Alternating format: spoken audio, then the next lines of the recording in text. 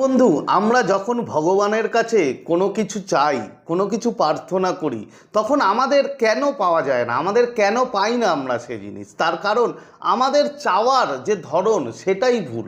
আমরা নর্মালি কি করি বন্ধু, ভগবানের কাছে গিয়ে বলি, ভগবান তুমি আমাকে এটা দিয়ে দাও, আমার এটা দিলে আমার খুব উপকার হয়, তুমি সবাইকে দিচ্ছ আমাকে দিচ্ছ না। বিভিন্ন রকমভাবে কান্নাকাটি করে নেগেটিভিটি নিয়ে আমরা ভগবানকে বলি। তখন মনে হয়, তখন ব্রহ্মাণ্ড কী ভাবে জানো? তখন ভাবে একে ছোট থেকে বড় পর্যন্ত এত কিছু দিয়েছি, এর কোনো কদরই নেই। আমরা গ্র্যাটিটিউড জানাই না বন্ধু।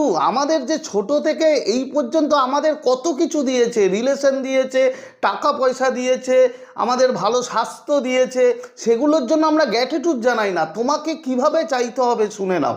তুমি প্রথমে প্রথমে তাকে গ্র্যাটিটিউড জানাবে, thank you universe, thank you God, তুমি আমাকে ছোট থেকে এখন পর্যন্ত অনেক কিছু দিয়েছো, আমি খুব খুশি, আমাকে তুমি প্রচুর জিনিস দিয়েছো। তারপরে তোমার যেটা চাওয়া সেটা তুমি রীতিমতো বলবে, যে তুমি অ্যাডভান্সে তাকে থ্যাংক ইউ জানাবে, যে thank you God, thank you universe, তুমি আমার এই ইচ্ছাটা পূরণ করে দিয়েছো, এই জন্য তোমাকে থ্যাংক ইউ।